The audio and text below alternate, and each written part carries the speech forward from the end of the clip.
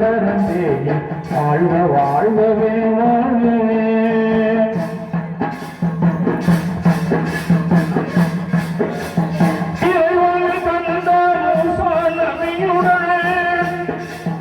ஏந்திலும் சபுரா வாழ்ந்தது போதும்